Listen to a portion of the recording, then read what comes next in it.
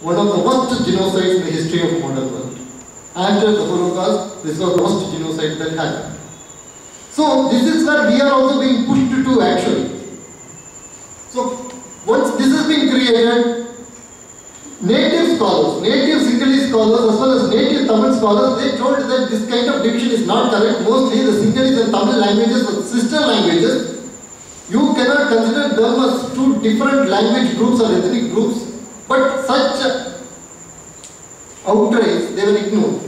As an academy, of course the native peoples are superstitious, whereas the Western academicians are scientific and rational, so they were ignored. And we know what has happened, what it has got us into in Sri Lanka. A very bloody civil war. And this civil war essentially is the clash of colonial constraints. They are not even true identities. They were identities created in the last 200 years, imposed upon people by colonialism, and today we are ready to fight and die for those colonial constraints, which we believe to be true. So this is exactly what happened in Sri Lanka.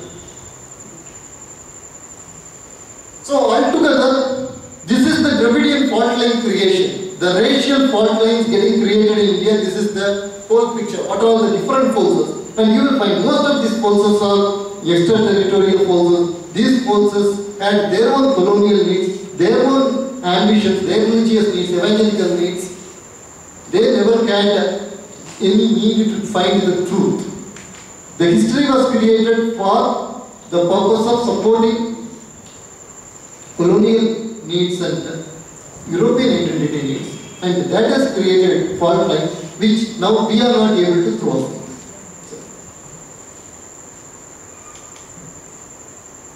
Now what is happening?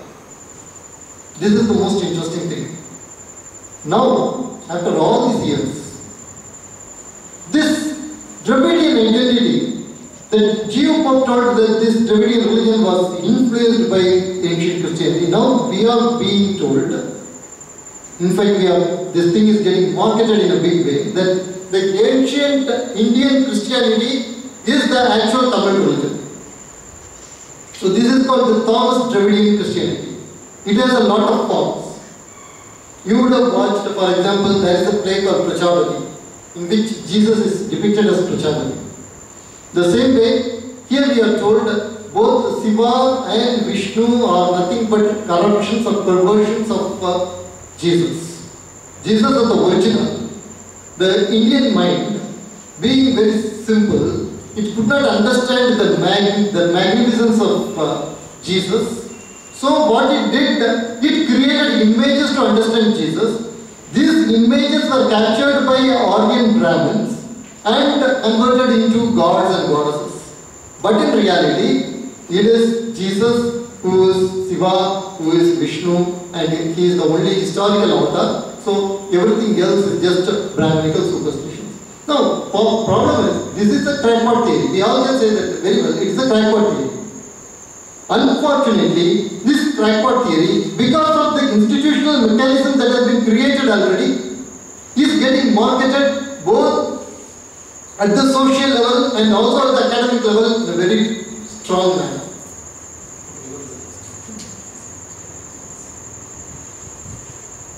So, this is how it got created.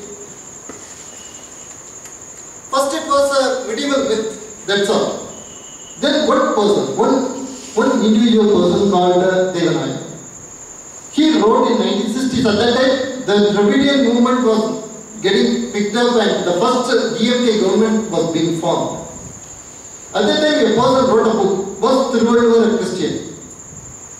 He followed it with a lot of small booklets. Each booklet will take a particular chapter from Tirukkural and it would tell that that particular chapter actually is referring to Jesus. For example, there is a chapter in Tirukkural that refers to, that glorifies rain. So he says, this actually is not glorifying rain. This is symbolically glorifying the Holy Spirit. So this is the kind of argument that he puts, and he wrote a lot of booklets. The first book had a preface written by a minister, the powerful minister then in the DMK ministry. His name was Mr. M. Karunanidhi. He was at that time a minister. He wrote a preface telling that he has shown that taking this Tamil stone, Thiruvallur has baptized it in the pure waters of Christianity and he has sculptured this Thirukkural. So he wrote in his own poetic language that kind of a nonsensical preface. So once that was done, the church got into, this is very important, the church got into a dilemma. So they organized a seminar debating this particular, analyzing this particular idea that Thiruvallur was a Christian with genuine Tamil Christian scholars. And these Christian Tamil scholars, they said there is not an iota of proof that Thiruvallur was a Christian. They rejected it. They told this is crackpot theory.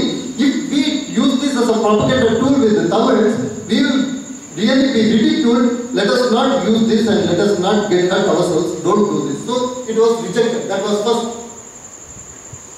In fact, the Jesuit archaeologist, Father Carras, who worked with the Harappan civilization, he studied the Mylapore tomb of Thomas and he said that this is nothing but nonsense. The way the archaeological digs have been conducted by the Portuguese, I am really shocked. You can't tell that this is the tomb of St. Thomas. Now, all this is one side. Then came Jeff Bishop, called the Archbishop Arapa, Metropolitan Diocese of the Catholic Church.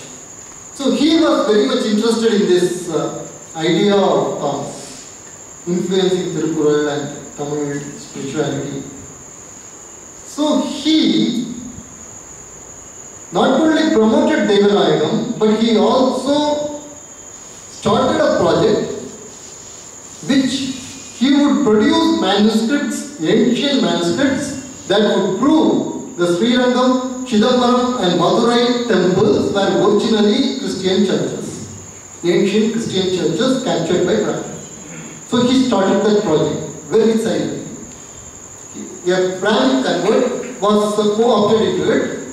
So that Brahmin convert said, okay, I will bring the manuscripts.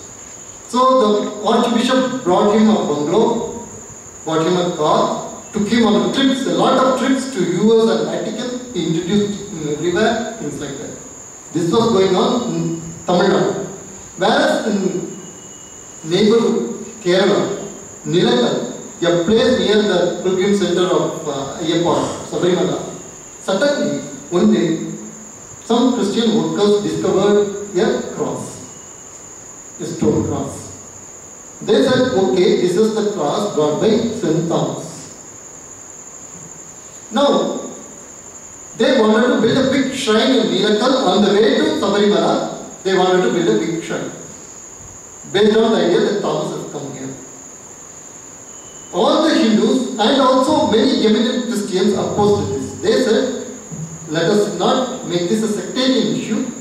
We will hand over the cross to Indian Archaeological Survey. Let them study the cross and find out whether it is a forgery or whether it is a genuine cross that belongs to 1st century. Once the Hindus made this announcement, along with some prominent Christian intellectuals, they made this announcement, the cross disappeared the way it came.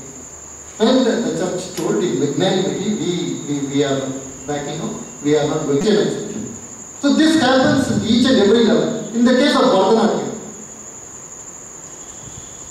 the only institution that can give UGC recognized degree, not diploma, degree in Bharatanatyam throughout India is Christian institution called Kalikaveri.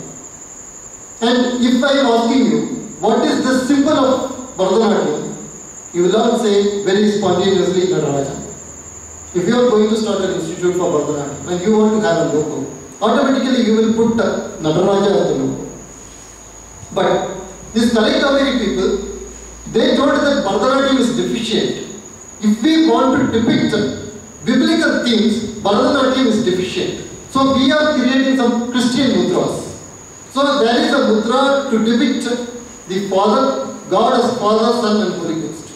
It is the mudra of God as Father, which is being made the symbol of Kalikaveri, which is a UGC recognized institute. Just imagine how they are capturing the different things. So, another also one important thing that has just been reversed is the changing of the traditional Tamil New Year. The traditional Tamil New Year, along with all other New Years throughout India, the calendar, it comes in April, Chitrai. So, the DMK regime converted this New Year to January. January 14, we have Makara Sankranti.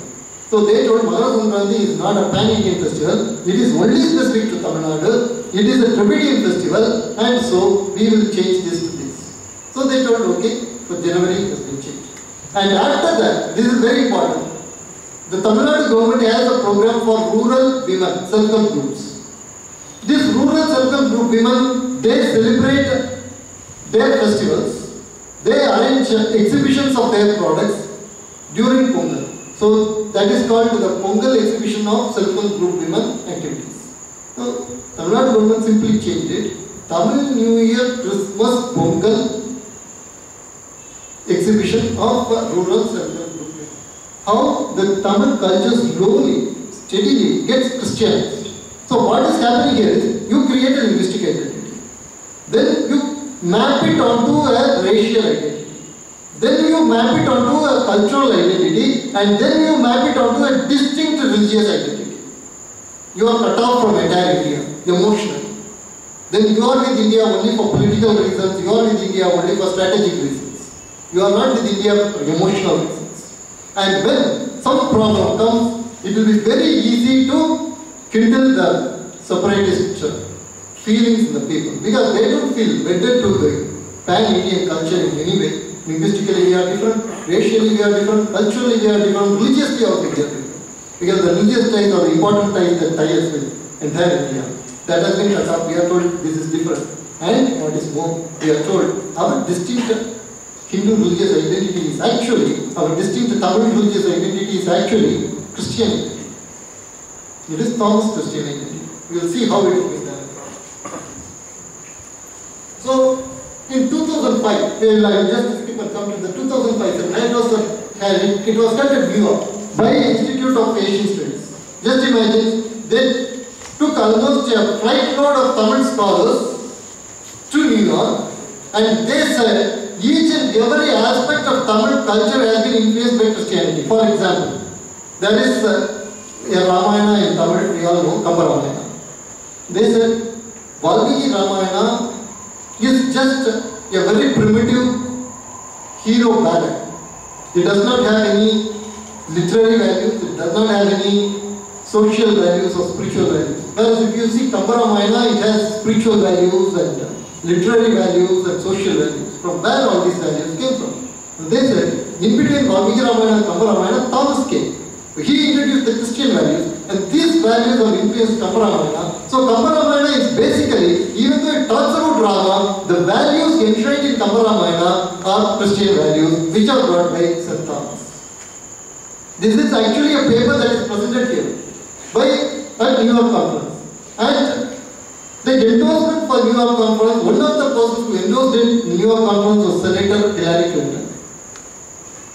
Of course, if some conference happens here, and if you are going to the local MLA or MP, he or she would give you an endorsement. It is nothing big. I am very happy that a conference is being organized on ancient Indian Christianity in Bangalore. I wish it all the success. Anybody would give you, even Abdul Kalam would give you. It is not a problem. But Senator Hillary Clinton went a step forward and she said, this conference will have cultural and political influences, cultural and political outcomes in India. So I support this. So she went a step forward and she gave this endorsement. And then he brought our Devanaya, he brought the advisor of President Bush to Srirangam temple. Of course, in Srirangam temple, non-Hindus are not allowed. But if you see Devanayam, he wears a saffron cloth and he has a big bird, white bird, and he looks like a typical Hindu sannyasi. Nobody questions him. So he took Wolanski, advisor to President Bush, he took him inside Srirangam temple. Of course, they were given the sacred water and tulsi leaves. Then Devanayam said, see, these tulsi leaves represent the body of Christ. The water that they gave represents the blood of Christ. This is actually